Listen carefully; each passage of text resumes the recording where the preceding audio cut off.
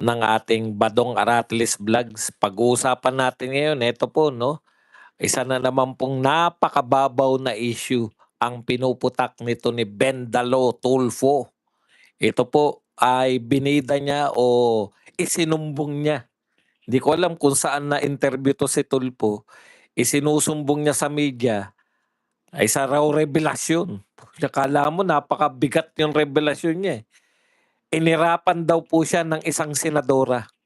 Ano no, ang lalim talaga nitong mga Tulfo, no. Inirapan ka, inilihim mo pa 'yan. Ngayon mo lang ni-reveal. Parang importante namang revelasyon niyang inirapan ka. Ang tindi mo talaga. Dadagdagan na namin ang alias mo. Isa ka na ngayong Bendalo, Ambabaw Tulfo. Hindi, Bendalo, lalim, yan. Ping Lacson. Ayon po kay Ping Lacson, gusto niya raw pong mapadalo. Siya po ay nag-isip ng paraan para mapadalo si Jinggoy Estrada dito po sa impeachment hearing. Kung paano po yan, mamaya tatalakayin natin. At siyempre, ang nasa gitna po ng kontrobersya ngayon, ang napakahusay na si Joel Villanueva. Hindi raw ito panahon ng kampihan. Talaga? At marami pa pong balita, pero bago yan, kung bago ka pa lang dito sa ating channel, mag-subscribe ka na. Dahil ito lang ang tanging channel na may kinikilingan, may pinapanigan. Una sa balita, huli sa impormasyon, kaya ano pang hinihintay nyo? Pindot na. Okay. Pag-usapan po natin, no? Unahin na po natin tong sinabi po ni Joel Villanueva. Hindi ito panahon ng kampiyan. So, kapag may kababayan po tayong nangangailangan, tungkulin po nating tumugon at maglingkod. So, hindi ito kampihan. Ibig sabihin, kasi niloloko mo kami, hindi po pwedeng puro away na lang. Sa pagkakataon po na magkakaroon ng special session, tutuparin po natin ang ating sagradong tungkulin sa ilalim ng saligang batas. We will be there. So kinumpirma na po. Ito na po yung ikalabintatlo na Judas. Kinumpirma na po. Ngayon, ang tanong lang natin, okay lang sana na ikumpirma niya tapos sabihin niya na iboboto niya si Sherwin. Huwag na yung walang kampihan. Talaga? Wala kang kakampihan? Ibig sabihin, hindi ka makakayetano, hindi ka makasherwin? Abstain ka? Pag abstain ka, hindi pa rin magiging Senate President si Win Gatchalian.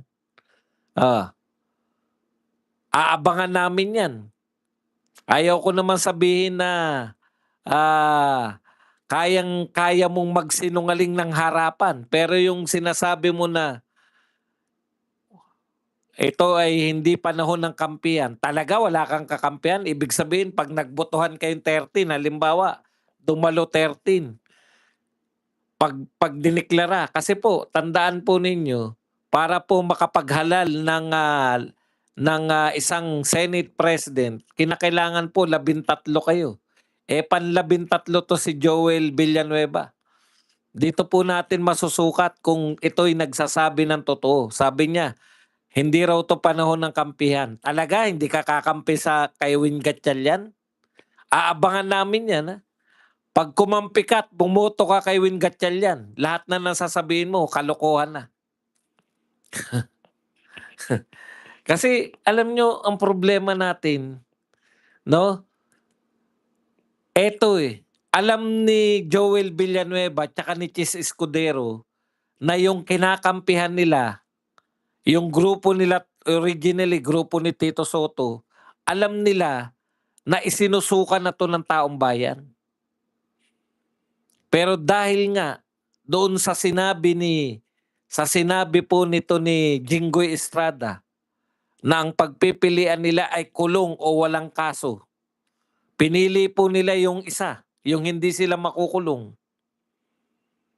Pero ayaw din po nila dahil sila po ay kakandidato sa 2028. Re-electionist po 'tong dalawa na 'to. Ayaw rin nilang aminin na sila po ay kakampi na sa grupo nila Soto dahil ang pagkampi po sa grupo nila Soto nangangahulugan na hindi ka na iboboto ng majority ng mga taga Mindanao at taga Visayas. So pinaglalalangan tayo nito mga 'to, pinaglalaruan yung kakayahan nating mag-isip.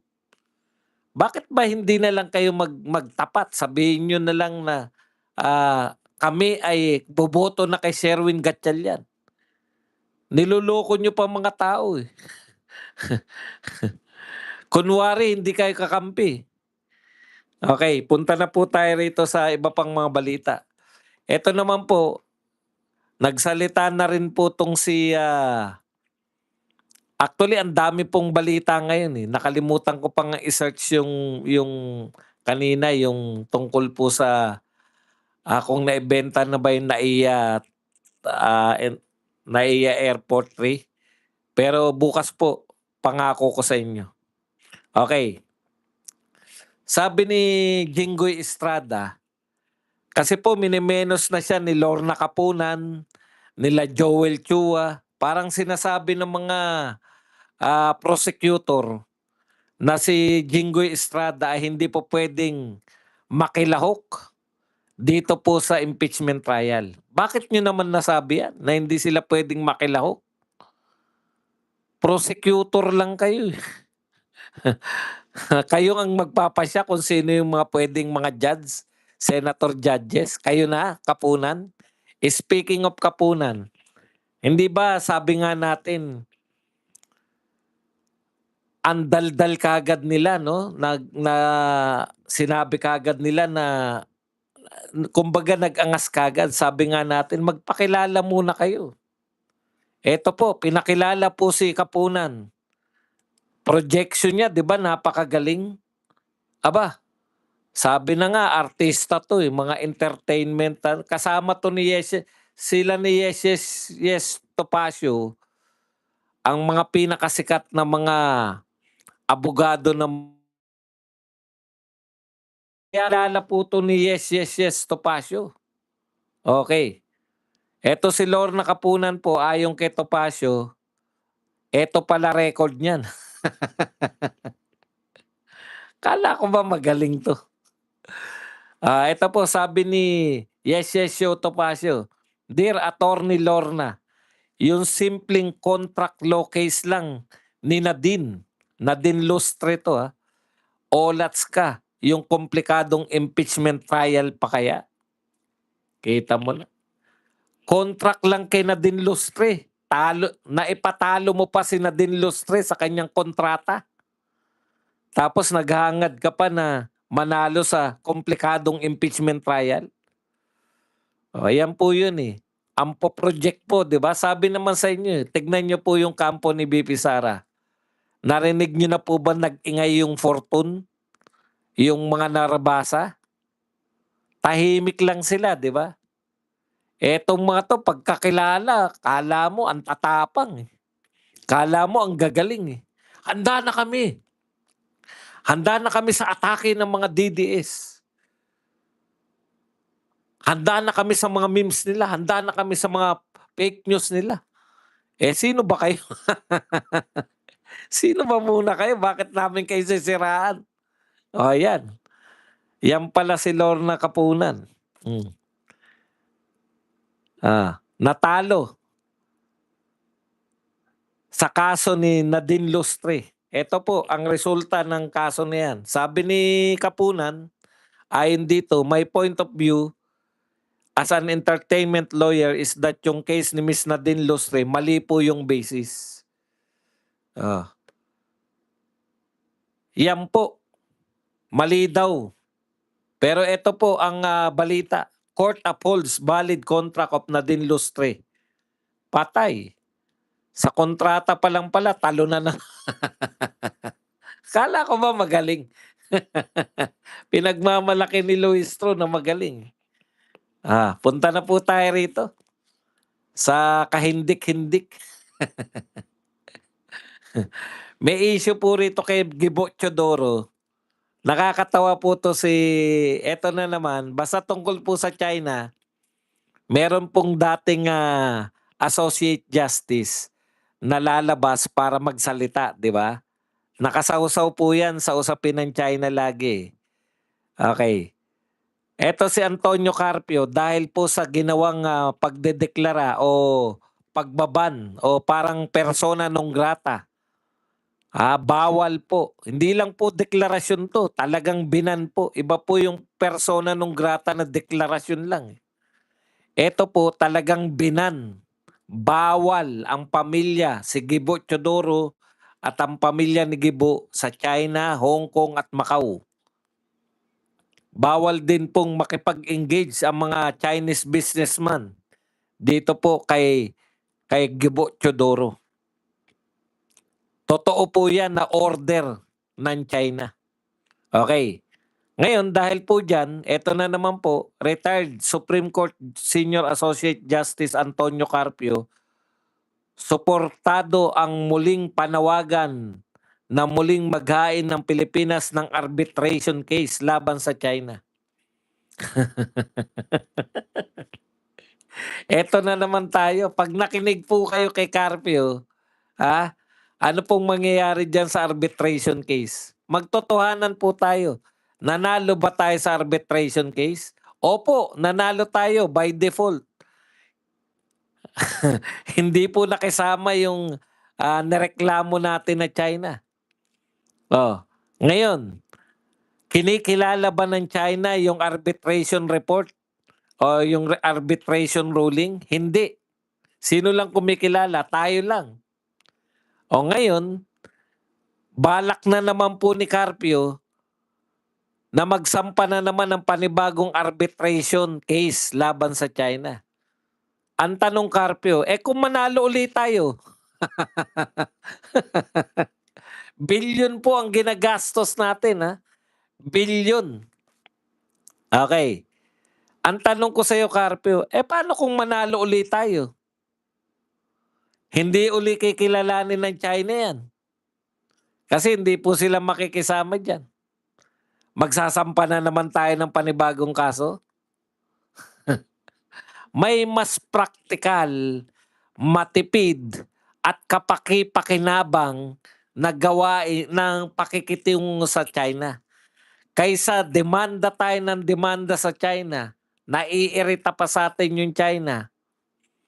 Sa totoo lang po, matapang po yung China pag ang kaharap po nila mga malalakas na bansa tulad ng US, Australia, Japan. Hindi po yan papadungo kahit kaninong bansa, kahit po yung mga bansang Europeans. Hindi po dungo ang China. Bakit sa Pilipinas, kayang-kaya natin pagsabihan yung China? Kasi po, hindi po tayo pinapatulan ng China dahil lalabas silang bully. Ayaw po nilang lumabas na bully sila. Oh. Yung China, yung mga incheck po, mahilig po sa negosyo yan. Pangit sa negosyo yung nakikita ka na ikaw ay kontrabida. Pero hindi tayo atrasan. Pinaka the best way po na pakikitungo sa China, meron na po tayong formula, Nakinabang po tayo sa pakikipagkaibigan, makipagkaibigan po tayo sa China. Hindi naman po ibig sabihin na porket kaibigan natin yung China, hindi na natin ipaglalaban yung ating teritoryo.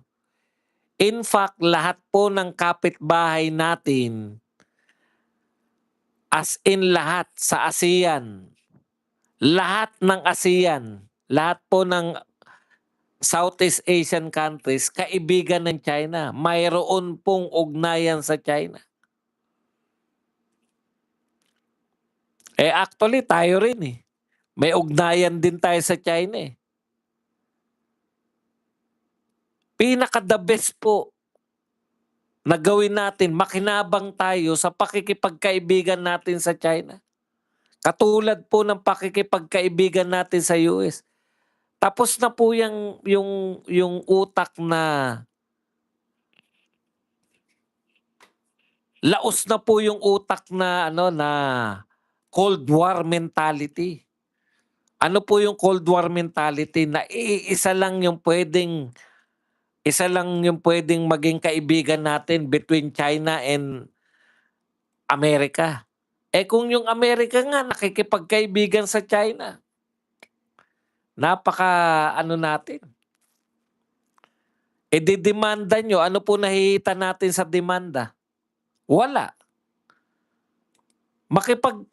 Pag-isipan na lang niyo papaano natin mahuhukay yung mga langis dito sa Pilipinas na wala tayong problema.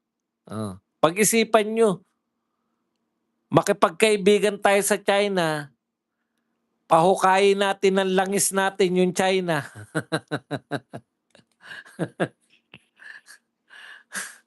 Para wala nang gagambala. Naku, napakayaman pala natin sa langis. Hindi lang natin mahukay. Bakit kaya hindi natin mahukay? Correct. Hindi papayag yung kaalitan natin. Eh kung yung kaalitan natin pahukayin natin, di nakinabang tayo pare-pareho. Anyways, mababago po lahat yan pagkaiba na yung ating namumuno. Pag mas malawak na.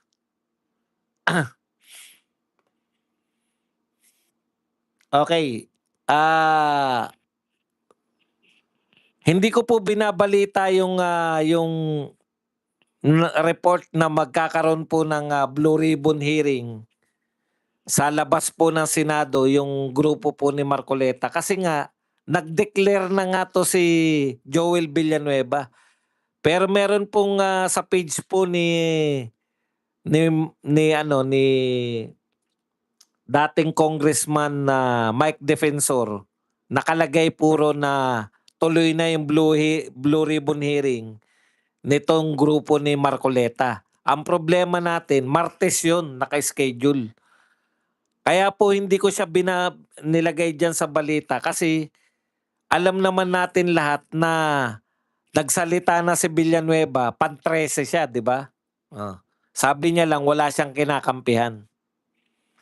So ano pong mangyayari? Pagbukas po, nag-elect na yung 13, kasama si Villanueva, wala na pong magaganap na Blue Ribbon na separate kasi idedeklara na nila na yung Blue Ribbon na legit, eh yung kay Erwin Tulfo, 13 na po sila eh. Ganun po kaimportante sa grupo nila yung panghuhudas nito ni Joel Villanueva. Kaya sa mga nagko-question po na tuloy ba yun o hindi, so para hanggang ngayon, si Senator, ang legit po na Senate President, si Alan Peter Cayetano. Ang legit po na Blue Ribbon, si Pia Cayetano. At ang legit po na subcommittee na nakatutok sa flood control, si Marcoleta. Pero mababago po yan lahat eh. Pag naging 13 na sila. Yan yun. Okay? So sana po malinaw sa inyo yung mga kaganapan para hindi po tayo nalilito.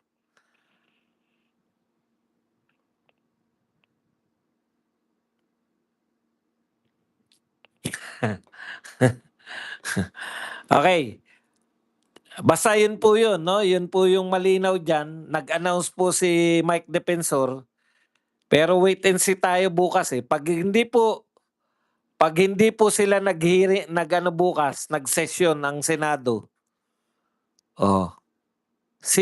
Legit pa po si Marcoleta hanggang pwede pa po sa Martes. Pero kung bukas na yung magse-session sila, mali rin eh. Kung ako yan, di ko i-announce eh. Eh di magse-session na bukas yan. No? Gabi na eh, with in-announce pa eh. Hindi ko maintindihan rin yung ano na yun, yung gimmick na yun. Anyways, balik po tayo dito sa mga balita natin. Mamaya po yung mga katanungan nyo ha. Huwag kayong mag-ilala. Sasagutin natin lahat yan. O eto na naman po itong si Garin. Hamon kay Sara Duterte ni Dr. Janet Loreto Garin. Huwag takbuhan ang trial bagkus linisin ang sarili. Alam nyo, luma na po yung mga pinagsasabi nyo. Sino po ba nag-announce na tatakbo si VP Sara sa impeachment trial na hindi niya harapin? Mga iniisip nyo, baka mabaliw na po kayo dyan tuluyan. Kung ano-ano iniisip ninyo tapos ipapasa nyo kay BP Sara. Tahimik lang yung kampo ni BP Sara, naghahanda. Kayo, daldal kayo ng daldal sa media lahat. Yung mga kalaban ni BP Sara, daldal kayo ng daldal sa media. Kaya nalalaman na ng mga kampo ni BP Sara yung balak nyo. Oh, kita nyo nga, binabalak nyo pa na pababain ang bilang ng mga senador. Aba, maski po yung mga kakampi ngayon ni Wing Gatchalian, magbabaliktaran sa kanila yan pag ininsist nila na lumabag sa saligang batas. Anong klase yan? Ang nagdidikta sa... Pwede ba silang diktahan yan? Nagtawag na ba ng special session si Ada Badi? Mukhang hindi pa naman. Correct, hindi pa po. Sa ngayon. Bukas pwede naman ipatawag. Pwedeng magpatawag bukas yan. Kaya nga po, kung walang special session, thank you very much, Amika, sa 499 pounds. Kung walang special session, bukas, o pwede rin sila yung mag-special session sa Martes. Mag-uunahan na sila. Kaya abangan po natin yung drama na yan. Anyways, dito muna tayo sa mga nagaganap. Ito po, yung Dino Singson de Leon. Umingay po to, isa po to sa mga nagreklamo sa impeachment kung di ako nagkakamali. 16 votes na raw, going 17. Gaano ito katotoo mga ka-DDS? Wala kaming pakialam kung 16 na kayo. 16 na raw yung kakampi. Sabi nitong Dino Singson de Leon. Ayan, mga chismis eh. Kala nila magwawala tayo. Pakita nyo muna na 16 na yung senador na pabor sa impeachment bago kayo magyabang. Inuunahan nyo yung mga senator judges eh. Ibig mo sabihin, mayroon na kayong 16 na kakampi? Senator judges, hindi ba kayo nahihiya? Pinangangalandakan na ng mga DDH na may 16 na raw, kayo raw ay 16 na boboto laban kay BP Sara. Hindi pa nagsisimula ang trial. Alam na nila na may 16 na raw na boboto kay BP Sara. Ito lang ang masasabi namin sa inyo.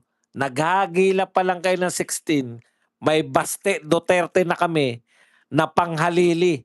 Kung sakaling ano man ang gawin ninyo kay BP Sara, impeach nyo siya at hindi makatakbo. Ayan na si Baste Duterte. Kaya magpapanibago na naman kayo. It's too late na para ma-realize ninyo na maraming bala yung mga Duterte. Di ba? Yan lang ang kaya nyo eh. Mang-intriga na mang-intriga. Hindi na po kami dyan. Matagal na namin tinanggap yan. Duterte pa rin ang iboboto namin. Kahit na anong mangyari. Okay, dito na tayo sa napakalaking issue nito na may revelasyon po. May revelasyon po si Ben Dalo, Erwin Tulfo. Sabi po ni Ben Dalo, ito po ay revelasyon niya, ngayon niya lang po ni-reveal, importante to, tinago niyang matindi to. Ganito po kalalim mag-isip ang senador na to. Sabi ni Senator Erwin Tulfo, revealed that a female senator confronted him inside the Senate after he signed a partial Blue Ribbon Committee report recommending preliminary investigation into lawmakers linked to the multi-billion peso flood control scandal. Akala mo talaga napaka-importante nung partial Blue Ribbon report na yun. Partial nga eh. Partial pa lang. Kumbaga sa card, second grading o first grading pa lang na grade. Hindi po yan importante. Kinakailangan maabot mo yung fourth grading para yung card may silbi. Walang katuturan eh. Yan ang mamumuno ng Blue Ribbon. Instead na ang problemahin niya, paano yung susunod na meet. Nag-announce na ba to? Si Erwin Tulfo, nag-announce na ba ng susunod na Blue Ribbon hearing? Wala. Yan ang una nilang kinatay.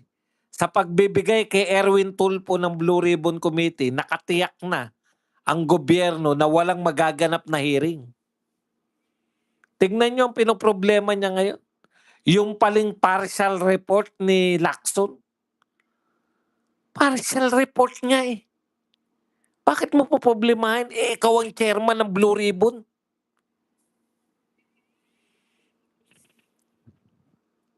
Ito po ang wordings niya.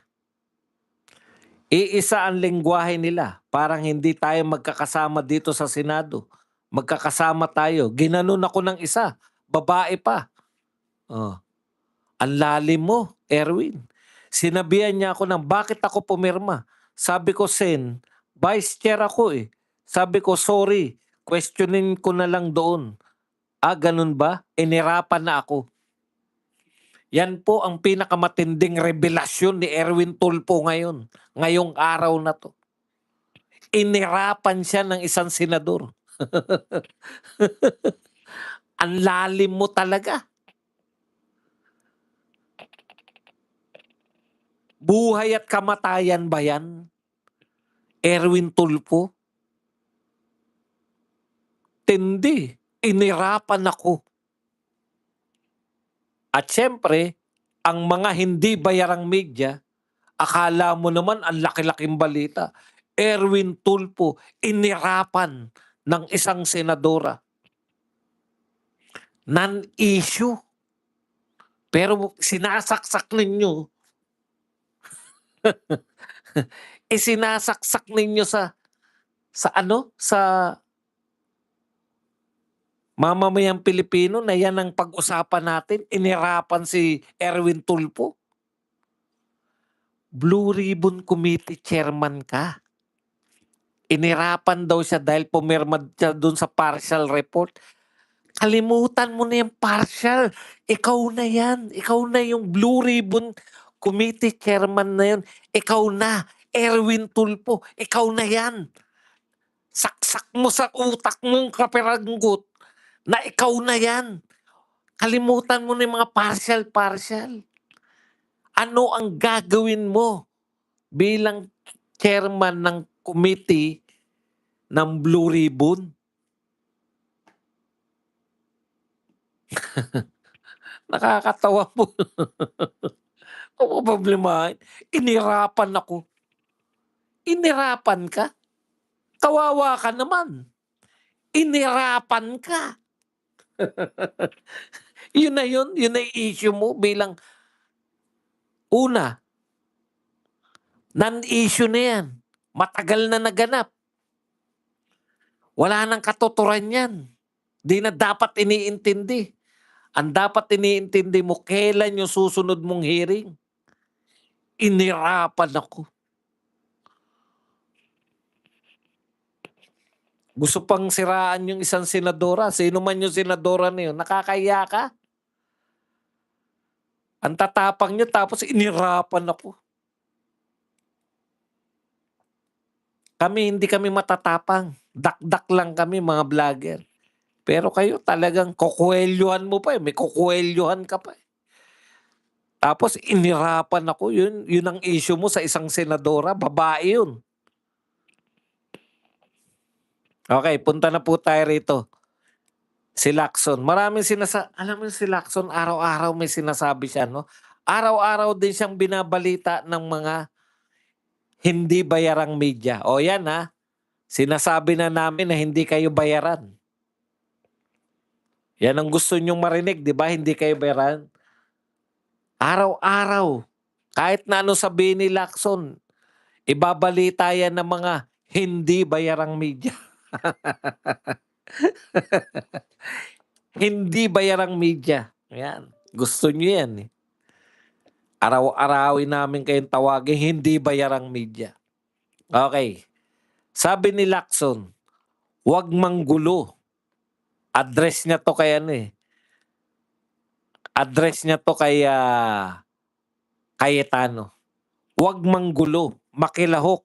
Tapos, kung ano ipinaglalaban nila sa floor namin pag-usapan. Huwag sa Facebook. Kasi hindi naman siya madedebate sa Facebook. Ang pwede kami magdebate sa plenaryo. Naghamon pala ng debate to si Ping Lacson. Mga kapatid, 1,239 po tayo. 335 lang po ang nagla-likes. Mag-likes po kayo. Okay. Kung pakikinggan mo lang si Lacson at hindi mo panonoorin yung ginagawa niya, ang gaganda na sinasabi, di ba? Huwag kang manggugulo kay Tano. Makilahok. Tapos kung ano pinaglalaban nila, sa floor namin pag-usapan. Okay. 2 action mo ang hindi tumutugma dyan sa sinasabi mo. Nag-privilege speech ka. Minsan. Tapos, tatanungin ka sa privilege speech mo idedebate ka. Mag-interpolation si Marcoleta. Idedebate ka. Ayaw mo. Ano kondisyon mo? Magpapa-interpolate ka lang pag pumirma na sila sa sa partial report mo. Na napaka-importante. Partial report. What is partial report? Kung yan po ay school card, first grading pa lang. Okay. Sa madaling salita, mga kapatid,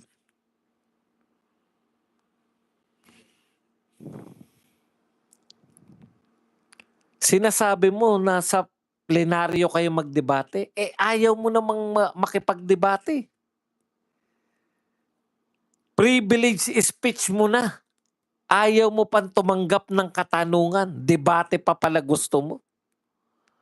Kaya magandang pakinggan yung sinasabi ni Lacson. Pero yung ginagawa niya, taliwas sa sinasabi niya. O ikalawa, nagde-debate kayo. Ano pinagdedebatehan ninyo? Kung isasalang ba sa plenaryo, kung pwedeng umattend yung mga hindi makaka-attend sa kadahilanan ng batas, pinag-uutos ng mga hukuman, o yung iba nagtatago, kung pwede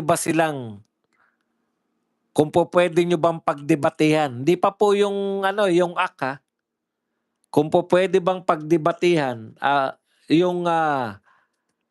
yung sinasuggest ni Senator Marcoleta na makalahok sila sa pamamagitan ng teleconferencing.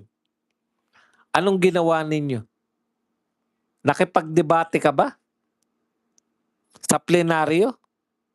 Nag-walk out kayo. Tapos pangangaralan mo si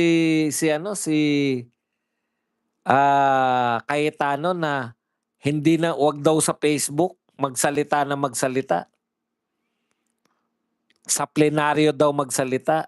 Hindi naman kayo aatrasan ni Cayetano sa plenaryo eh. Isa pang mahusay dumakdak yan si Cayetano. Sinecure niya sana muna yung pagkapanalo niya. Inuna kasing mang-uto eh. Gusto kasing utuin pa yung grupo ni Soto eh. Kala niya makukuha niya yung sa tokis eh. Isa pang matokis kasi. Di na lang diskarte yan. Paano Anyways. Pero ito tandaan po ninyo, anong gustong pagdebatehan ni Marcoleta at ni Cayetano sana? Kung pwedeng makalahok sa video conferencing yung mga makukulong at yung mga wala sa plenaryo dahil sa ano pa mang kadahilanan. Nag-walk out sila. Hindi sila nakipagdebate. Yan ang katotohanan. Ngayon, eto po, may panukala si Lacson. Actually, pabor ako dito pero iba po yung ano niya, eh, iba po yung dahilan ng panukala niya. May panukala si Lacson na ito, dapat daw pag-aralan nila kung papaano gagawa sila ng mechanism na yung mga isususpende ng korte ang pagiging senador dahil sa mga kaso ay makagawa sila ng paraan para mapa-attend. Ang suggestion nga ni Lacson, pwedeng mag-issue yung korte na tuwing merong Senate hearing o Senate, anong tawag doon, trial, impeachment trial, e-escortan si Jinggoy at iba pang mga mabibilanggo, e-escortan para maka-attend sa Senado. Tama naman yun, di ba? Maganda naman panukala yan. Okay. Pero ano yung purpose? Kasi ayon kay Lacson, eto po, nasa linya pa rin to na pabababain eh. Kunwari lang na gusto nilang umattend. Kasi pwede naman talagang umattend na lang kung nagpasya sila sa Senado. Yung hinihiling ni Marcoleta na maka-attend sila through video conferencing. Bakit ayaw ninyo yun? Oh. Bakit gusto nyo pa na e-escort ng, di ba, ano po mas madali sa tingin ninyo? Kung nakabilanggo si Jinggoy, kada atin siya ng hearing, e-escortan? Or ipakulong nyo sa Senado si Jinggoy at yung iba pang senador na makukulong para hindi na po kayo mag-escort pa ng mga pulis mula sa kulungan papunta dyan sa plenaryo. Or teleconferencing. Kaya lang, hindi sila magte-teleconferencing. Bakit? Eh di parang inamin nila na tama si Marcoleta at si Cayetano. Ayaw nga nilang palabasin na tama si Marcoleta at si Cayetano. Tapos papayag sila sa teleconferencing para nilang inamin na mali yung walkout nila. Kaya hindi nila, kita mo, hindi binanggit yung teleconferencing. Ang danger kasi nito, baka kunwari lang, yan lang yung premise ni Lacson para maisampa pag-usapan at pagbotohan nila na pwede nang hindi isama sa botohan itong mga senador na nakakulong at mga hindi nagpapakita. Sa ganun, aayon yan dito sa plano nitong mga congressman na wag 16 ang bilang para makonvict si BP Sara. Nakukuha po ninyo? Ginagawa na nila ng paraan, nilalatagan na nila na kunwari legal para maipilit nila na hindi na po yung 2/3 ay 16, kundi 2/3 ng mga existing senator, yung nakakadalo. Kaya talagang ano po yan eh. Talagang dapat hindi bumitaw ang mga mamamayan, mga nagbabantay. Kasi gagawa sila ng paraan para mapababa ng 16 yan. Nagawa nga nilang gawing quorum yung 12. Kahit ang linaw po sa konstitusyon natin na 13 ang majority ang quorum. Kasi nga, sinasabi ng mga yan, wala naman yung mga yan eh. Hindi nila tayo kayang pigilan. Kahit na ano kaya nating gawin. Madaldal lang yung mga Duterte supporters na yan. Pero hindi niyang kaya na... Yan yun eh. Kakampi natin yung mga Dilawan. Kakampi natin yung Makabayan Black. Yung mga sanay sa rally. Kakampi natin. Kaya yung mga Duterte na yan, wala yan. Minimenos lang. Kasi nga, kinakaya eh. Nakailang bendalo na ba sila? Kaya itong sinasabi ni Lacson, maaring parte to ng mas malawak na pagtatangka na ibaba sa 16. Pero may sinabi siya rito eh. Oh. Ang sinabi niya kasi, nakalagay sa konstitusyon, 16 votes are needed for conviction. Kunwari, ang sinasabi ni Lacson, halimbawa raw, kung siyam daw, yung makukulong, di 15 na lang yung natira. Kung 15 na lang yung natira, hindi kahit na bumoto lahat yan, pabor kay sa conviction ni BP Sara, hindi pa rin uubra dahil 16 to convict. O, nilalatag na nila yung premise eh. Kung may makukulong na siyam, pag hindi nila ginawa ng paraan, 15 lang sila dun. Kung ang boboto lang 15, kahit na ano ang boto nila, hindi sila aabot kahit masiro pa nun.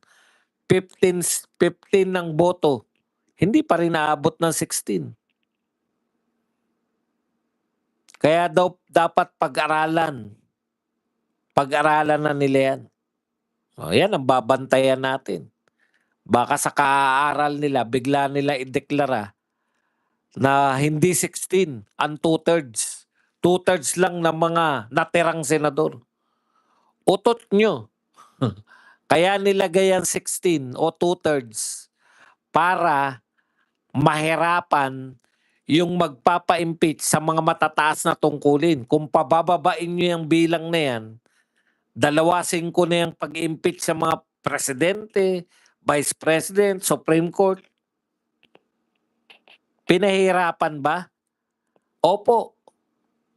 Pinahirapan po yung pag-impeach dahil binoto yung mga yan. Yung presidente at vice president, binoto yan ng milyon-milyon Pilipino. Tapos ang magpapasya lang, 24 na senador. Babalik ta rin nila yung boto ng milyong-milyong Pilipino. Kaya dapat pahirapan. Yan po yung intention niyan, hindi basta-basta. Putya kung pabababain nyo yan, 24, gagawin yung 12 lang. May impeach dahil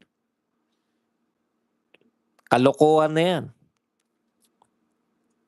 Ano yan? Kada merong pagkakaisahan lang. Nakalagay po sa konstitusyon, hindi po yan. Kaya nga yung 13, hindi po nila maipilit na sila yung legal eh. Ngayon, magiging legal na sila. May hudas na eh.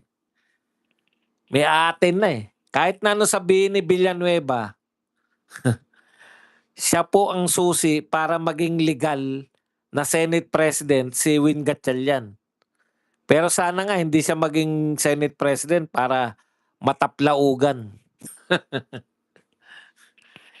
Tuta lang naman din yan. Anyways, yun po ang nakakatakot dun. Na nilalatag na nila ngayon yung usapin, paano yan pag may siyam na nakulong? 15 na lang. Etc. etc. Kasi minimenos na nila tayo eh. Sa tingin siguro ng mga to, hanggang daldal lang yan. Yung mga Duterte na yan, hanggang ingay lang sa social media yan. Sana nga 2028 na bukas, no? Para eleksyon na, makita nila kung gaano ka-powerful yung Duterte talaga, no? Ito po ang kinakailangan nating abangan. Yung sinasabi ni Joel Villanueva na siya'y walang kinakampihan. Putya, pag bumoto ka kay Sherwin Gatchalian, may kinakampihan ka na.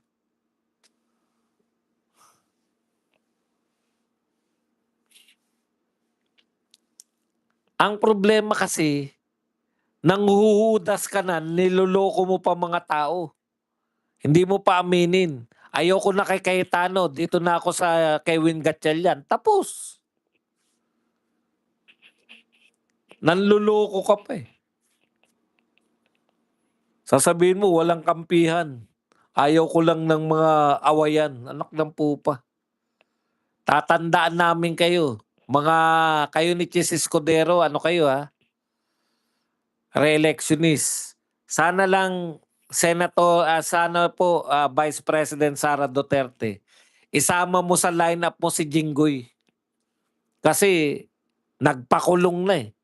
Sana masama siya sa lineup. Para naman maiboto natin. Para yung pagsasakripisyo niya, hindi siya bumigay. Nasayang yung sakripisyo ni Bato tsaka ni Jinggoy. Ngayon, sasabihin pa, dapat daw taong bayan ang pakikinggan, hindi yung mga kasama. Hindi yung, biruin nyo yun. Biglang taong bayan. Ba't nakipag-usap sa inyo yung taong bayan? Umikot kayo sa buong Pilipinas at sinabi na manghudas ka. Yun ang sinabi sa'yo ng taong bayan. Pumunta ka sa Mindanao. Sinabi sa'yo, o hudasin mo yung mga kasama mo dyan sa 13. Taong bayan kayo ng taong bayan. Putya, hindi na.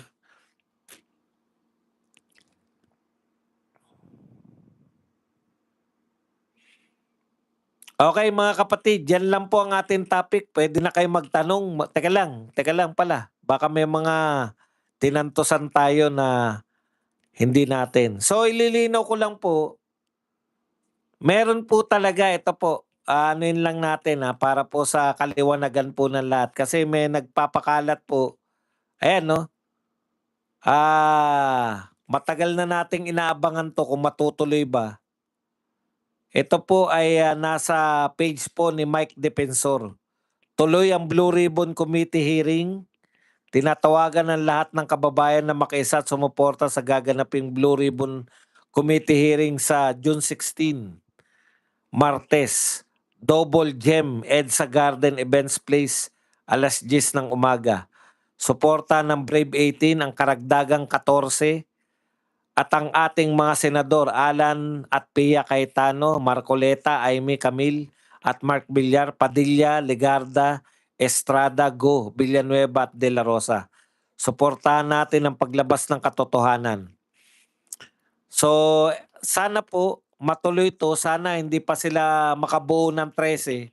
Kasi po ang kondisyon po ni Joel Villanueva, special session na tatawagin ng Pangulo. Kasi nga nagkukunwari pang wala siyang kinakampihan eh. Gusto niya lang parang si Chis Escudero. Gusto niya lang daw magkaroon ng sesyon. O tanong natin Chis, ilan linggo na nung nanghudas ka? May session na ba? Okay.